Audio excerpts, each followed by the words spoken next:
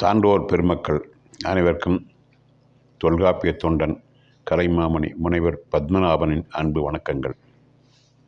இப்போது நாம் 14 கீழ்க்கணக்கு நூல்களில் ஒன்றாகிய பழமொழி 400 என்ற நூலில் இடம்பெற்றுள்ள வெண்பாக்களை பார்த்து வருகிறோம். அந்த வகையில் கல்வியின் சிறப்பை நாம் பார்த்து கொண்டு வருகிறோம். கல்வியின் சிறப்பை பற்றி கூறும்போது அடுத்த 3வது வெண்பாவாக எந்த நூல்களை கற்க வேண்டும், எப்படி கற்க வேண்டும், எவற்றை கற்க வேண்டும் என்பதை முன்னுரை அறையனார் எடுத்துச் சொல்கிறார். முதலில் அந்த வெண்பாவை பார்க்கலாம்.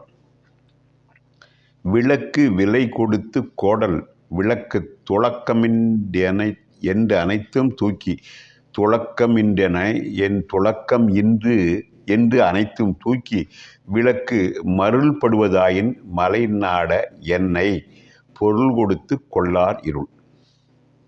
யாராவது காசை கொடுத்து இருட்டை விலை வாங்குவார்களா? இருட்டை விலை கொடுத்து வாங்குவார் யாராவது உண்டா? அந்த வகையில் மலை நாட என்று ஆடு முன்னிலையாக மலை உடையவனே, மலை நாட்டை உடையவனே என்று அந்த மகடு முன்னிலை, ஆடு முன்னிலை என்பது பெண்களை முன்னிறுத்தி விழித்து கூறுவது மகடு முன்னிலை. ஆண்களை முன்னிறுத்தி வெற்ப நாட, மலை நாட என்று ஆண்களை முன்னிறுத்தி கூறுவது ஆடு முன்னிலை. அந்த வகையில் இங்கே ஆசிரியர் ஆடு முன்னிலையை பயன்படுத்தி மலை நாடனே பொருள் கொடுத்து இருட்டை விலை வாங்குபவர் உண்டா என்று கேட்டு அதற்கான விளக்கத்தை தருகிறார். என்னவென்றால், விளக்கு விலை கொடுத்து கோடல், விலை கொடுத்து வாங்கிய விளக்கை வைத்து கொண்டு அந்த விளக்கு இன்னும் விளங்க வைந்த விளக்கு சரியாக வெளிச்சம் தெரியவில்லை என்று அவற்றை அந்த விளக்கை மேலும் மேலும் தூண்ட எண்ணெய் நெய் துளக்கமின்றி என்று அனைத்தும் தூக்கி எல்லாவற்றையும் ஊற்றி மீண்டும் அந்த விளக்கு இருட்டிலேயே தெரிவதென்றால் அந்த விளக்கால் என்ன பயன்? எனவே இந்த பொருள் கொடுத்து இருட்டை வாங்குவது போன்றது இந்த செயல் என்று இந்த வெண்பாவில் அவர் கூறுகின்ற கருத்து என்னவென்றால், அதாவது ஐயம் திரிபர கற்க வேண்டும். ஐயம் திரிபர கற்க வேண்டும் என்றால் கற்க வேண்டிய நூல்களை கற்க வேண்டும். ஏனென்றால் கல்வி கரையில கற்பவர் நாள் சில மெல்ல நினைக்கின் பிணிபல தெள்ளிதின் ஆராய்ந்து அமைவுடைய கற்பவே நீரொழிய பாலுன் குறுகின் தெரிந்து என்று ஒரு நாலடியாரில் ஒரு வெண்பா இருக்கு. கல்வி கரையில் கற்பவர் நாள் சில. நம்முடைய வாழ்க்கை மிக குறுகிய காலம். நமது அருணகிரிநாதர் சொல்லும்போது 7 சொற்களில் சொல்லி விடுவார். பிறந்தார், கிடந்தார், இருந்தார், தவழ்ந்தார், நடந்தார், தளர்ந்தார், பிணமானார் என்ற 7 சொற்களில் நம் வாழ்க்கையை முடித்து விடுகிறார் அருணகிரிநாதர். இவ்வளவு கால சுருக்கத்தை உடைய நம்முடைய வாழ்க்கை வரையறைக்கு உட்பட்டது.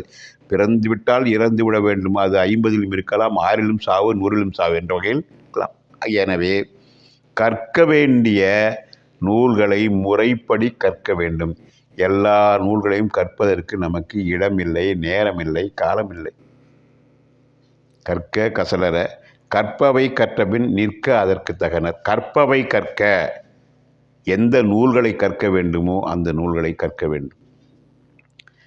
எல்லா நூலையும் கற்க இயலாது. எனக்கு அந்த விட்ட கலைமடந்தை ஓதுகின்றாள் என்று கூறுவார் ஔவையார். இன்னமும் சரஸ்வதி படித்து கொண்டிருக்கிறார் என்று கூறுவார். அந்த வகையில் இந்த வெண்பாவின் பொருள் என்னவென்றால், விளக்கை நீங்கள் எவ்வளவுதான் விலை கொடுத்து வாங்கி அதற்கு மேலும் மேலும் திரிய எண்ணெயை போட்டு போட்டு போட்டு இன்னும் விளக்கு பிரகாசமாக எரியவில்லை என்பதற்கு காரணம் நாமே தான்.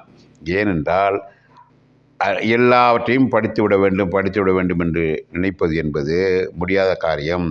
எனவே நல்ல நூல்களை, செறிவான நூல்களை படித்து உங்கள் அறிவை பெருக்கிக் கொள்ளுங்கள். ஏனென்றால் இருட்டை விலை கொடுத்து வாங்குவது எவ்வளவு அறிவீனமோ அதுபோல எல்லா நூல்களையும் படிக்க வேண்டும் என்று நினைப்பது அறிவீனம். அந்த வகையில்தான் ஆசிரியர் இந்த பாடலை சொல்லியிருக்கிறார். அதாவது இங்கே நாம் தத்துவ நோக்கில் எடுத்துக்கொள்ள வேண்டும் என்றால் கற்றதனால் ஆய பயனென்கொள் வாலறிவன் நற்றாள் தொழாரென். நாம் எதற்காக நூல்களை படிக்க வேண்டும் என்றால் இறைவனை தெளிந்து நம்முடைய அறிவை விருத்தி செய்து கொள்ள வேண்டும். பரம்பொருளை அறிய நூலை படிக்க வேண்டும். அதற்கும் பெயர் பரஞானம் என்று சொல்வார்கள். நூலறிவு வாலறிவு என்கிறார் வள்ளுவர். நூலறிவு என்பதே நம்மை செம்மைப்படுத்தத்தான். நூல் அறிவு ஒரு கட்டத்தோடு நின்றுவிடும். அதற்கு பிறகு நூல் அறிவு நமக்கும் உதவாது. நூல் அறிவே நமக்கு உதவாது. அதற்கு பிறகு அது கட்டறுத்து வீடு பெறுவதற்கு ஒரு வெண்பா, அழகான வெண்பா இருக்கிறது. எழுத்தறிய தீரும் இழிதகமை. நம்முடைய கல்லாமையை போக்கிக் கொள்ளத்தான் எழுத்தறிய தீரும் இந்த கல்லாமை என்ற இழிதகமை. தீர்ந்தான் மொழித்திறத்தின் முட்டறுப்பானாகும்.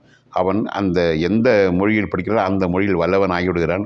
மொழித்திறத்தின் முட்டறுத்த நல்லோன். அவ்வாறு அந்த மொழியில் மிக விளங்கி விற்பனாக விளங்கும் ஒருவன் முதல் நூல் பொருளிலிருந்து எது முதன்மையான நூல், அதாவது பரம்பொருளை அறிகின்ற நூல் அறிந்து கட்டறுத்து வீடு பெறும் என்பது. அதாவது இந்த அபரஞானம் என்பது பரஞானத்திற்கு வழிவகுக்க வேண்டும்.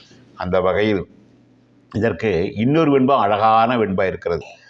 அழகுசால் கற்பின் அறிவு நூல் கல்லாது உலக நூல் ஓதுவதெல்லாம். அழகுசால் கற்பின் அறிவு நூல் கல்லாது உலக நூல் ஓதுவதெல்லாம் கலகல கூவும் துணையலால் கொண்டு தடுமாற்றம் போவும் துணை அறிவார்கள். அதாவது நம் அறிவை பெருக்கிக் கொள்ள, இறைவனை அறிந்து கொள்ள நாம் பல்வேறு நூல்களை படிக்க வேண்டும். அவ்வாறு இல்லாமல் எதற்குமே உதவாத நூல்களை படிப்பது என்பது பொருத்தம் ஆகாது. நூல்களிலேயே நிலைபேருடைய இலக்கியம், நிலைபேறு இல்லா இலக்கியம் என்று 2 வகையாக பிரிப்பார்கள். ஆங்கிலம் சொல்ல போனால் literature for ever, literature for hour என்று பிரிப்பார்கள். சில நூல்களெல்லாம் படித்து தூக்கிவிட்டு போகின்ற உங்களுக்கு நன்றாகவே தெரியும். இந்த பேருந்திலோ அல்லது தொடர் வண்டியிலோ பயணம் செய்பவர்கள் அப்போதைக்கப்போது சில புதினங்களை, அதாவது எப்படின்னா ரொம்ப மிக மர்மமான வகையில் போகின்ற புதினங்களை ஒரு மணி நேரத்தில் படித்து விடலாம். அதை படித்து விட்டு தூக்கி எரிந்து விடுவார்கள். அந்த வகையில் இருக்கிற நூல்கள் எல்லாம் லிட்ரேச்சர் ஃபார் ஹவர், புற்றிசல் போல தோன்றி மறைந்து விடுகின்றன. ஆனால் தொல்காப்பியம், சங்க இலக்கியங்கள், சிலப்பதிகாரம், மணிமேகலை போன்றவை எல்லாம் லிட்ரேச்சர் ஃபார் எவர், என்றும் நிலைபேருடைய இலக்கியங்கள். எல்லா வகையில் நம்முடைய தமிழ் நூல் அனைத்தும் நீங்கள் எடுத்துக்கொள்ள வேண்டும் என்றால் பன்னீர் திருமுறை, 14 மெய்கண்ட சாத்திரங்கள் இவையெல்லாம் என்றைக்கும் நிலைபேருடைய நூல்கள்.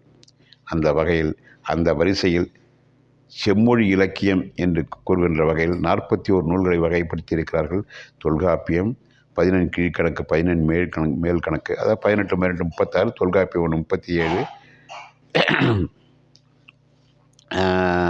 சிலப்பதிகாரம் 38, மணிமேகலை 39, முத்தொள்ளாயிரம் 40, இறையனாரக பொருள் 41. இவற்றைத்தான் வரையறைப்படுத்தியிருக்கிறார்கள் நம்முடைய செம்மொழி தமிழாய் நிறுவனம்.